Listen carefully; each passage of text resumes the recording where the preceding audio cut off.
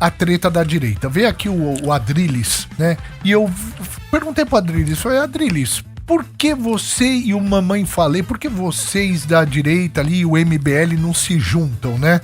Aí o Adrilles falou, eu já tentei articular isso, mas um não gosta do Flávio, não gosta do Eduardo, e o Nicola, e tá uma confusão isso aí.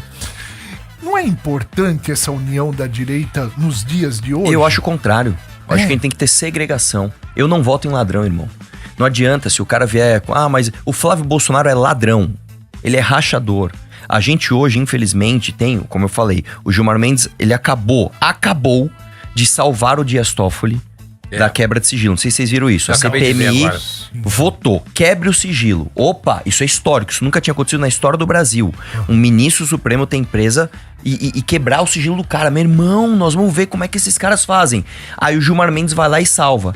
Sabe por que o Bolsonaro, o Eduardo, o Flávio, ninguém vai falar nada? Porque o Flávio Bolsonaro foi salvo pelo mesmo Gilmar Mendes dos escândalos de rachadinha. Isso não é minha opinião. Isso aconteceu. Isso não é minha opinião. Se você for agora no Google escrever Flávio Bolsonaro, rachadinha, Gilmar Mendes, vai aparecer em fevereiro do ano passado. O Gilmar Mendes travou a investigação contra o Flávio Bolsonaro. Então, eu não voto em ladrão, cara. Então, eu não posso me unir com essa galera. Mas se vocês não tivessem unido, será que seria o Flávio Bolsonaro? Não poderia ser um outro de acordo com vocês?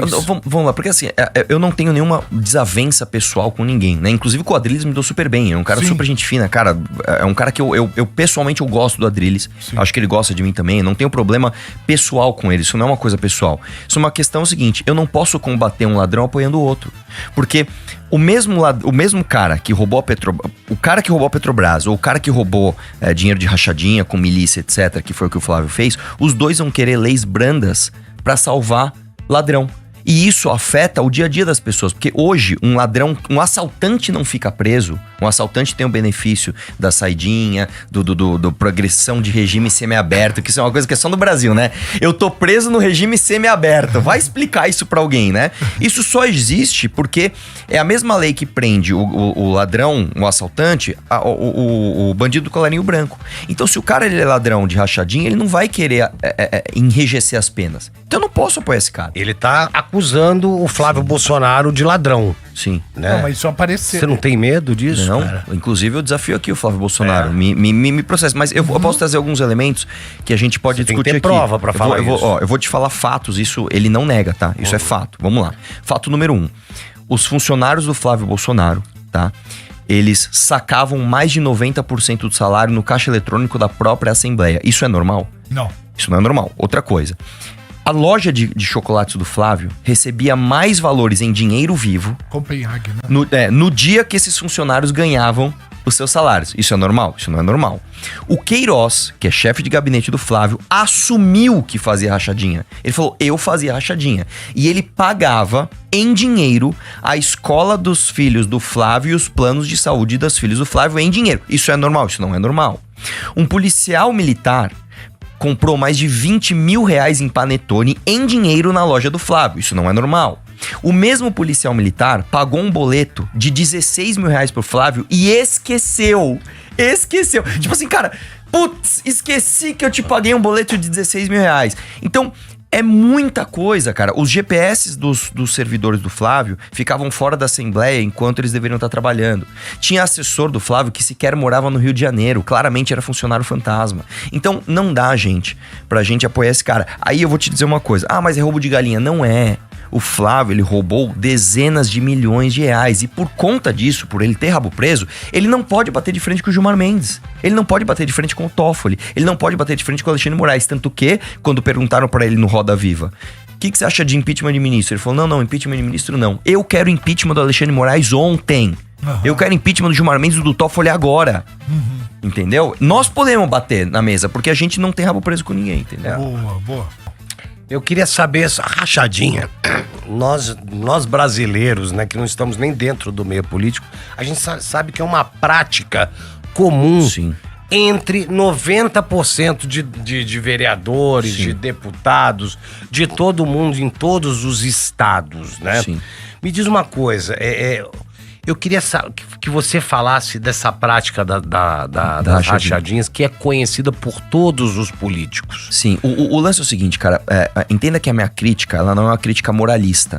Ah, o cara roubou uma tampa de caneta Bic, ele não serve mais, não é isso, a minha crítica não é essa. A minha crítica é o seguinte, se um político ele faz rachadinha, ele não está apto pra bater de frente com sistema nenhum. Não importa quem ele é, não importa se ele é um super senador, se ele é um vereadorzinho de interior, não interessa. Se o cara faz rachadinha, e isso é flagrante... Tá fazendo merda, tá cometendo um crime. Ele tava cometendo crime e isso impede ele de bater de frente com o sistema, porque em alguma instância ele vai ter que se salvar.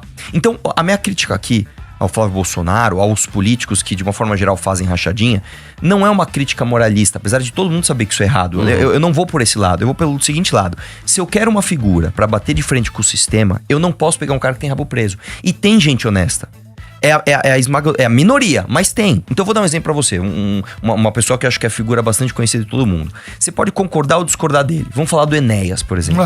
Você pode discordar do Enéas, tudo bem. Mas o Enéas não é ladrão. Não é. Ele nunca foi ladrão. Maravilhoso. Você nunca vai pegar um... Você pode... não gosto do Enéas, não gosto da ideia. Tá bom, não tem problema. Só que ele não... Você não pode falar que ele roubou dinheiro. O Enéas era um profeta da política. Ele foi um profeta da política. Ele é um deles.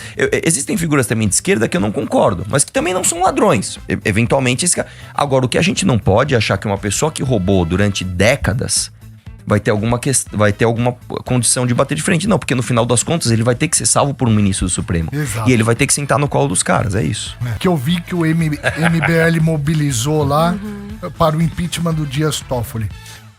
Pode falar a respeito que eu gostaria... Vamos lá, o lance é o seguinte, gente. Não é normal um ministro da Suprema Corte... Tá? Pra quem não sabe, porque às vezes é muita notícia, né? Mas eu vou dar um super resumo aqui. Basicamente, existe um super picareta chamado Daniel Vorcaro, que ele deu golpe, e entendam isso. Não é que o Daniel Vorcaro deu golpe em rico. Ah, o cara deu golpe, não sei... Não.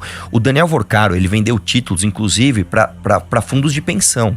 Ou seja, eu tô falando o seguinte, tem um monte de gente que trabalhou a vida inteira, que colocou o dinheiro num fundo de pensão pra quando ficar mais velho se aposentar, e esse fundo de pensão tomou calote.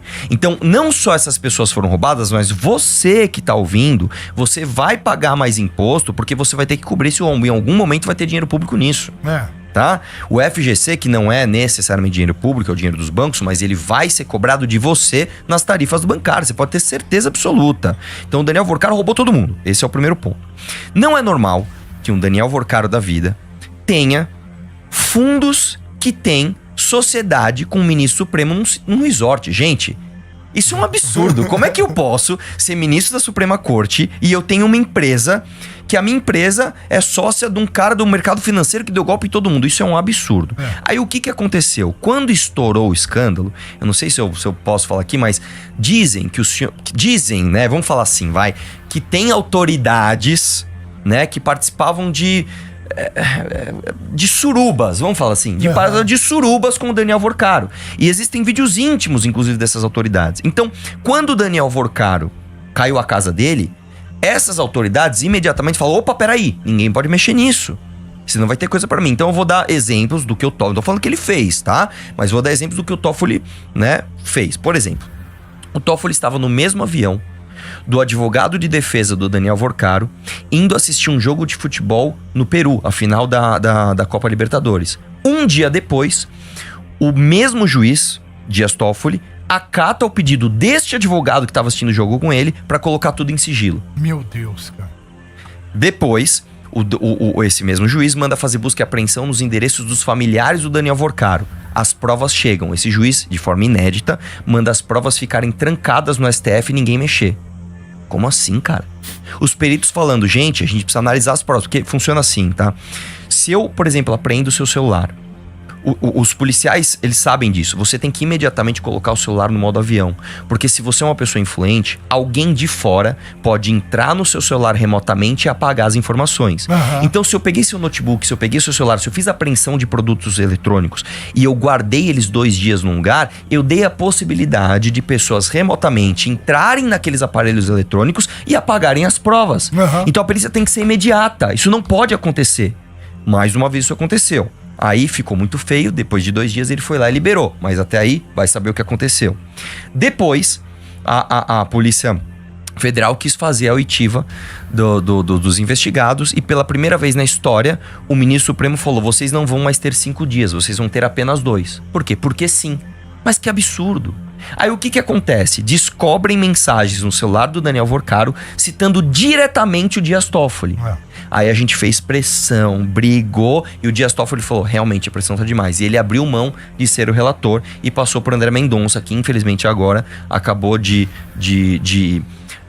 permitir que os irmãos de Dias Toffoli não compareçam à CPMI para depor, né? E a próxima notícia, que é a notícia que a gente viu hoje, que eu acabei de falar, o Gilmar Mendes acabou de acabar com a quebra de sigilo bancário do Dias Toffoli. Ou seja, o Gilmar tem mais força que a CPI nesse caso. Exatamente. Tipo assim, como é que pode isso, cara?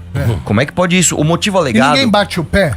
Mas o problema é o seguinte, como é que você vai bater o pé se o Gilmar Mendes não precisa de voto e ele não existe nenhum... Não pode nada, pode ser feito? Nada pode ser feito. O que pode ser feito? Aí eu vou te falar o que você, cidadão, pode fazer. Você pode votar em senadores, esse ano tem eleição.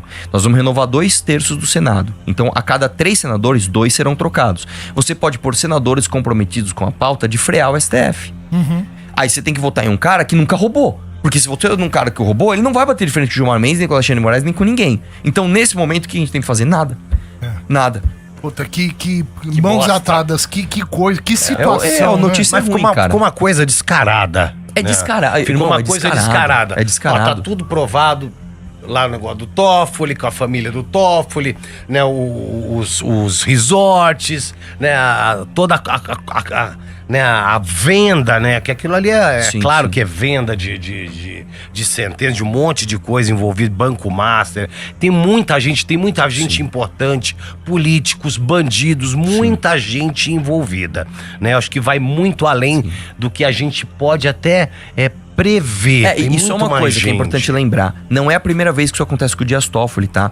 Anteriormente a esse caso, uma vez pegaram um e-mail de um cara chamado Marcelo Odebrecht, que é da construtora Odebrecht, que foi preso na Lava Jato. Sim. E pegaram um e-mail, e nesse e-mail tava escrito assim, ele falando pra outra pessoa, olha, fica tranquilo que eu vou falar com o amigo do meu pai pra resolver esse negócio lá no sistema. Beleza. Aí quando prenderam ele delatou, ele falou, o amigo do amigo do meu pai é o Dias Toffoli. E aí, o que aconteceu? O Estadão e o Antagonista deram a notícia. Aí o Toffoli pegou e criou o inquérito das fake news pra intimidar Entendi. o Antagonista e o Estadão. Só que isso aí vazou e todo mundo viu. Meu Deus. Aí terminou em pizza. E agora, pela segunda vez, você tem um celular de uma pessoa citando, né, supostas vendas de sentença do ministro Dias Toffoli. Sim. E aí, agora, você tem o Gilmar Mendes blindando ele. E não é Então- só do Dias Toffoli. Né? Tem a questão também do Alexandre de Moraes. Exatamente, né? tem a questão da esposa dele. do ministro Alexandre de Moraes, que tem o contrato de 129 milhões de reais, sem nunca ter assinado um documento. Um documento. Uma pergunta, mamãe, falei. Parece que houve uma quantidade de votos necessário para pautar o impeachment do Alexandre de Moraes no Senado. Isso aconteceu ou não? Não aconteceu. Não aconteceu. O que você pode falar foi o seguinte: na época teve um abaixo assinado, né, para que isso acontecesse, só que claro que isso não foi adiante, né? E aí eu vou te falar o porquê e as pessoas podem me xingar, mas é a verdade. A verdade é o seguinte: a gente tinha um monte de gente querendo o impeachment do Alexandre de Moraes e quem não quis levar para frente? Os senadores de oposição, porque os senadores governistas, os senadores que estão ligados ao Centrão e ao PT, não vão levar isso pra frente. Então, com quem que a gente conta pra levar isso pra frente? Os senadores de oposição. Então, vou dar um exemplo. Aqui em São Paulo nós temos o astronauta, né? O astronauta, o senador do Bolsonaro, que anda com o terno verde e amarelo. O que ele fez pelo impeachment do Alexandre de Moraes? Nada. As pessoas no Espírito Santo votaram Mas no ele Marcos traiu Duval. o Bolsonaro lá no meio da caminhada, né? Não, Ele largou a mão do Bolsonaro lá no meio da caminhada, assim como o outros Flávio fizeram. Bolsonaro é filho do Bolsonaro. O Flávio Bolsonaro fez o que pelo impeachment do Alexandre de Moraes? Nada. Ele foi no Roda Viva falar que não era pra ter impeachment do Alexandre de Moraes. Isso não é minha palavra. O Flávio Bolsonaro foi no Roda Viva falar, eu não quero o impeachment do Alexandre de Moraes. Né? Vamos falar outro. Vamos pegar o Marcos Doval, por exemplo, que fica lá puxando o saco do Bolsonaro, ó, foi mentir que ele foi na Venezuela capturar o Maduro. Ele fez o que pelo... Nada. Né? Com todo respeito aos senadores bolsonaristas, o que eles fizeram pelo impeachment do Alexandre de Moraes? Nada. Eles não fizeram nada. Eles fizeram uma coletiva de imprensa, as pessoas acreditaram, deram likes, nas postagens deles nas redes sociais, e eles nunca mais andaram com isso. Então, o compromisso que você, cidadão que está ouvindo hoje, tem que ter com o seu próprio futuro, com o futuro dos seus filhos, esse ano você vai votar em 2 senadores, não é um, você vai votar em 2, você vai votar em deputado estadual, deputado federal, governador, presidente e 2 senadores. Você vai votar em 2 senadores. Votem em senadores que não têm rabo preso, pelo amor de Deus, gente. Você acha que esse é o único caminho? É o único caminho, porque o outro caminho seria um golpe militar. Isso não vai acontecer. Uhum. A gente não vai pegar as Forças Armadas e tirar na bala os ministros supremos. Isso nem seria uma coisa... Isso não é permitido, isso não é constitucional. Ninguém tem força pra fazer isso. Isso não é desejável também. É terrível. A gente tem que resolver isso de uma forma. A gente tem a forma, que é o voto. Você vota em um cara que vai se comprometer com o impeachment dessas figuras, e aí você vai ver eles pautados. Novamente, eu vou falar mais uma vez, a gente vai renovar 2/3. Não é nem que a gente vai renovar um pouquinho mais que a maioria, não. Nós vamos renovar 66% do Senado. É a chance que a gente tem, cara. É a chance que a gente tem, é daqui a pouco. É a única chance. É a única chance. Agora, a chance é forte, cara. Porque se você põe uma maioria de senadores comprometidos com o impeachment, ninguém segura mais. Acabou.